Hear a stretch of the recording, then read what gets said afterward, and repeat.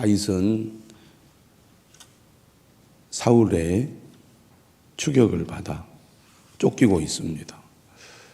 도망 다니는 신세가 얼마나 처량하고 비참하겠습니까? 그리고 얼마나 불안하고 두렵겠습니까? 몰랐습니다. 도망 다니지만 늘 사울의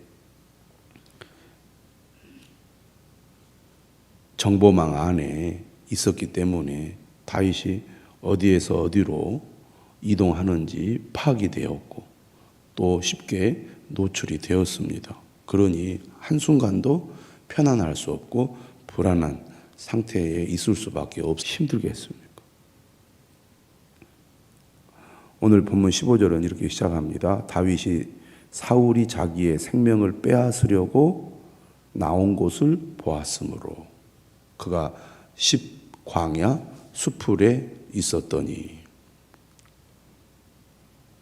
자기의 생명을 빼앗으려고 나온 것을 그가 알고 있었고 늘 그러한 상황 속에 있었기 때문에 다윗은 항상 한 곳에 있지 못하고 이곳 저곳을 옮겨 다녀야 했습니다. 십광야는 헤브론에서 5시 방향으로 대략 9km 떨어진 곳입니다. 이스라엘 땅은 이 광야 지역이 한 60% 정도 차지한다고 합니다. 막막한 것이고 또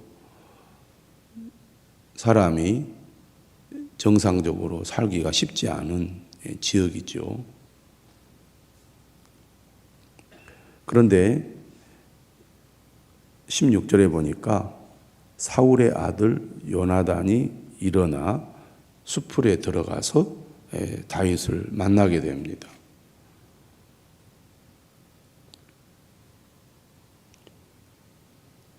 다윗의 일행과 사울의 일행이 대치하고 있을 때 그리 멀지 않은 곳에 대치하고 있고, 그런 상황에서 이제 쫓고 쫓기는 그런 관계 속에서 이동을 하고 있는 거죠. 그런데 요나단이 다윗이 있는 곳으로 이제 접근을 하게 될 때 요나단임을 확인하고 요나단이 다윗에게 가까이 올 수 있도록 아마 허용을 했겠죠. 또 사울 몰래 요나단이 다윗에게 접근을 했을 것입니다. 그가 이렇게 얘기합니다. 하나님을 힘있게 의지하라. 이 말은 하나님을 믿는 믿음으로 강한 사람이 되라는 것입니다. 현실은 매우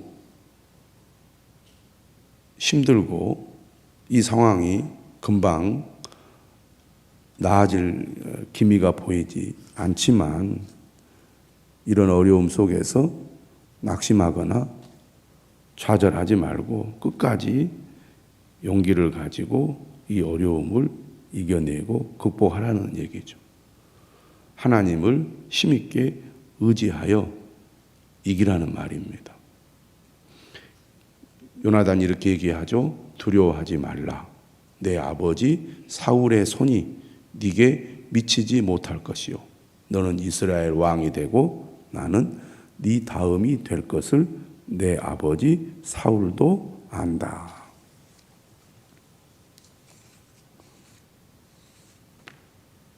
사울이 초대 왕으로서 이스라엘을 통치하지만 사울 다음으로 왕이 될 사람은 다윗이라는 겁니다. 요나단은 사무엘이 다윗에게 기름을 부어 사울을 이어 왕이 될 거라고 하나님의 뜻을 전하고 기름 부었다는 것을 잘 알고 있을 것입니다. 그러니까 이스라엘 이 초기 왕정의 이 국가는 이 불안한 이 정치 구조를 가지고 있는 거죠. 사울에 이어서 요나단이 왕이 되는 것이 정상적이지만 사울의 왕권이 그만큼 불안정할 뿐만 아니라 하나님께서 사울을 버렸기 때문에 사울의 이 왕조도 계속 이어지지 못할 거라는 것을 아마 이스라엘 백성들도 알고 있었고, 그리고 요나단도 알고 있었습니다. 하지만 사울은 자신이 이미 쥐고 있는 이 권력을 어떻게 해서든지 지키기 위해서 몸부림을 치고 있고, 그리고 그의 왕권을 지키기 위해서는 반드시 다윗을 제거해야 된다. 그런 생각이 그를 완전히 지배하고 있었기 때문에 사울의 첫 번째 관심, 첫 번째 그의 중요한 일도 역시 다윗을 제거하는 데 있었습니다. 권력을 유지하는 것보다 더 중요한 것이 사울에게는 없었던 것이죠. 그래서 집요하게, 끈질기게 다윗을 제거하기 위한 노력을 기울이고 있는 것입니다. 그런 상황에서 요나단은 어떤 생각을 하고 있습니까? 나의 이익, 우리 가정의 이익, 그것을 추구하기보다는 하나님의 뜻이 어디에 있고 하나님이 원하시는 것이 무엇인지를 더 중요하게 생각한 것이 바로 요나단이었다는 겁니다. 사람은 본래 이기적이기 때문에 무엇이 내게 유익이 되고 또 이익이 되는가, 그것을 더 중요하게 여기지 않겠습니까? 그런데 요나단은 자신의 이익이 아니라 하나님의 뜻,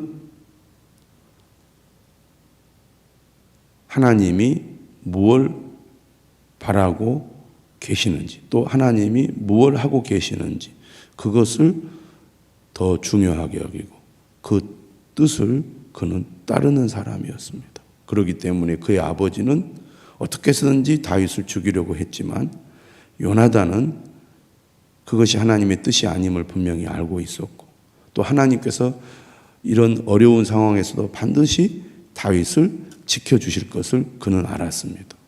그래서 요나단은 다윗을 격려하고 위로하고 있는 것이죠. 18절에 보면 두 사람이 여호와 앞에서 언약을 합니다. 사무엘상을 보면 요나단과 다윗이 세 번에 걸쳐서 언약을 하는데, 첫 번째는 18장 3절에 골리앗을 죽인 후에 언약을 하고, 두 번째는 20장 16절에 도망자의 삶을 시작할 때 언약을 합니다. 그리고 오늘 본문 세 번째, 사울에게 쫓기고 있을 때, 사울이 다윗을 애워싸고 있을 때 언약을 하죠. 요나단은 항상 하나님의 뜻을 따라 다윗에게 영적인 권고를 하고 있습니다. 격려하고 세워주는 역할을 계속하고 있는 것이죠. 한결같이 다윗을 돕고 있습니다. 불안하고 고통스러운 상황에서 앞이 보이지 않는 다윗을 돕는데 매우 헌신적입니다. 자신이 희생이 되고 손해가 되지만, 그러나 그것이 하나님의 뜻이고 또 하나님의 사람을 돕는 길임을 그가 알았기 때문이죠.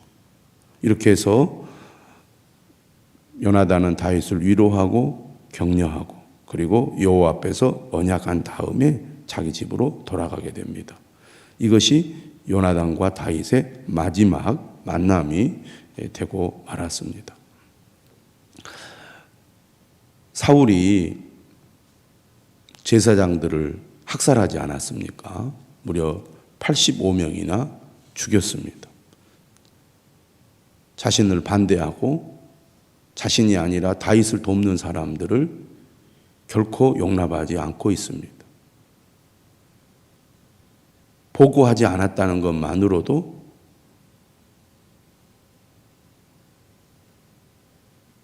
학살한 사울을 요나단은 어떻게 생각하겠습니까? 다윗을 죽이려는 그 마음을 결코 버리지 않을 것이다. 요나단도 생각을 했기 때문에 아버지를 설득하는 것을 포기하고 몰래 다윗을 찾아와서 다윗을 위로하고 격려하는 일을 할 수밖에 없었을 것입니다. 19절입니다. 그때 10사람들이 기브아에 이르러 사울에게 나와 이르되 다윗이 우리와 함께 광야 남쪽 하길라산 숲을 요새에 숨지 아니하였나이까. 그러하온즉 왕은 내려오시기를 원하시는 대로 내려오소서. 그를 왕의 손에 넘길 것이 우리의 의무이니이다. 10사람들은 유다 지파 사람들입니다. 다윗이 어느 지파 사람입니까? 유다 지파죠. 사울은 베냐민 지파 사람입니다. 그럼에도 불구하고 10사람들이 기브아에 가서 사울 왕에게 다윗의 은신처를 밀고 하는 이유가 어디에 있겠습니까? 만약에 그것을 알리지 않으므로 그 지역 사람들이 죽임을 당할까 두려웠기 때문입니다. 고발할 수밖에 없는 현실이죠. 그렇지 않으면 제사장들이 학살된 것처럼 그들도 학살될 수 있기 때문입니다. 그만큼 현실이 두려운 것이죠. 그래서 밀고를 합니다. 사울이 매우 좋아하죠. 그러면서 이렇게 말합니다. 22절에 그는 심히 지혜롭게 행동한다 하나니 너희는 가서 더 자세히 살펴서 그가 어디에 숨었으며 누가 거기서 그를 보았는지 알아보고 그가 숨어있는 모든 것을 정탐하고 실상을 내게 보고하라. 완전히 정보전입니다. 숨어 다니는 다윗을 잡기 위해서는 다윗이 어디에 있고 어디로 이동하는지를 정확히 아는 것이 중요했을 것입니다. 그리고 얼마나 사울이 꼼꼼하고 또 집요합니까? 그 다음에 이렇게 얘기하죠. 내가 너희와 함께 가리니 그가 이 땅에 있으면 유다 몇천 명 중에서라도 그를 찾아내리라. 여기서 찾아낸다는 히브리어 단어는 꼼꼼하게 찾아낸다 이런 뜻을 가지고 있습니다.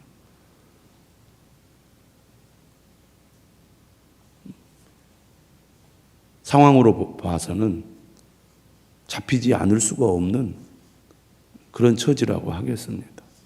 사울이 눈에 불을 쓰고 다윗을 제거하려고 하기 때문이죠.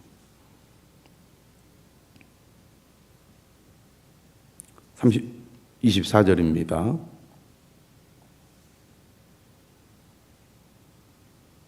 그들이 일어나 사울보다 먼저 시브로 가니라.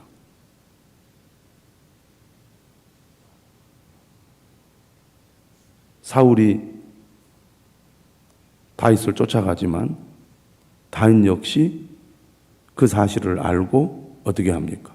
사울을 피해 먼저 다른 곳으로 움직이게 되는데요. 다윗과 그의 사람들이 광야 남쪽 마온 광야 아라바에 있더니 사울과 그의 사람들이 찾으러 온 것을 어떤 사람이 다윗에게 아뢰매 이에 다윗이 바위로 내려가 마온 황무지에 있더니 사울이 듣고 마온 황무지로 다윗을 따라가서는 사울이 산 이쪽으로 가매 다윗과 그의 사람들은 산 저쪽으로 가며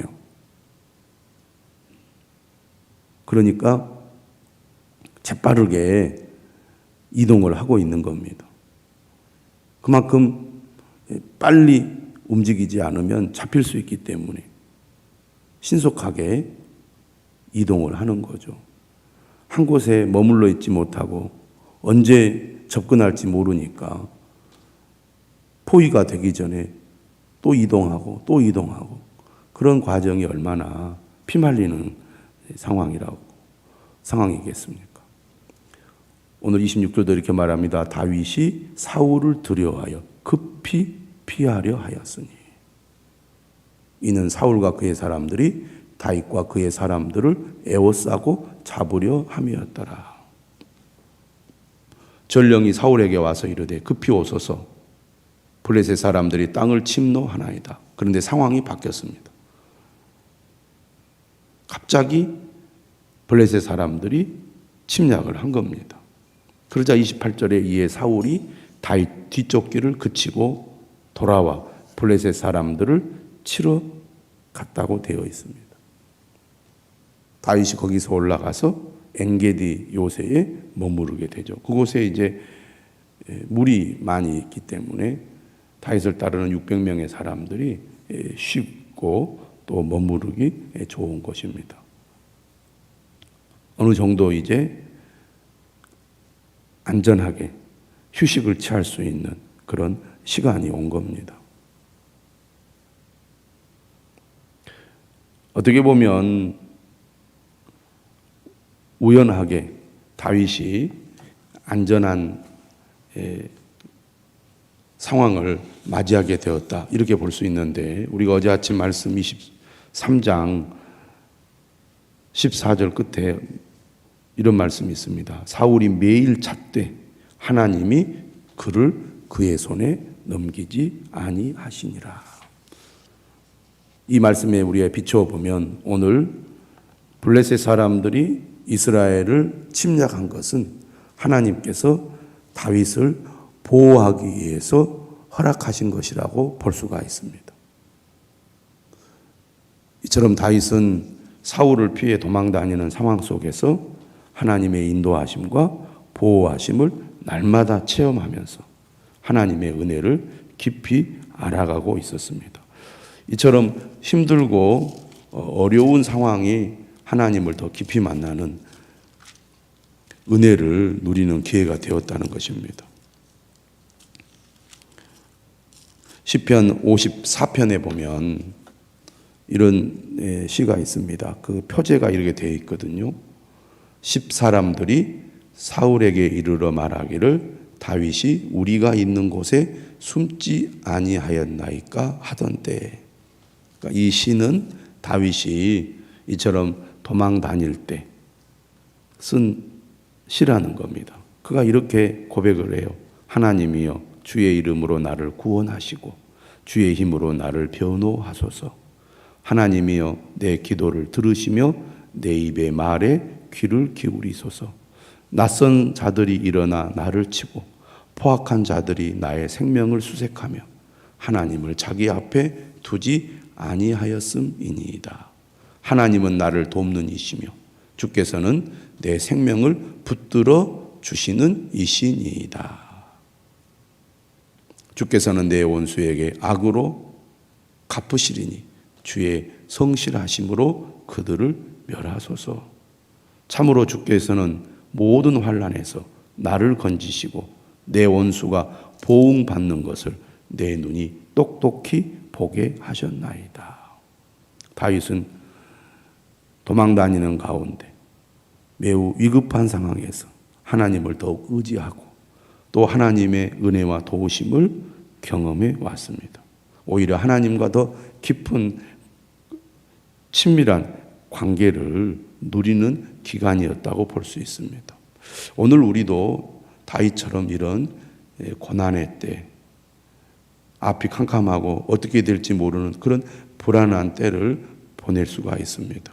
하지만 다윗처럼 그러한 때에 하나님을 더 깊이 만났던 것처럼 또 하나님을 의지함으로 하나님의 인도하심과 보호하심을 받았던 것처럼 우리도 고난의 때 하나님을 더 깊이 만나고 그의 인도하심과 보호하심을 경험하게 될 것입니다.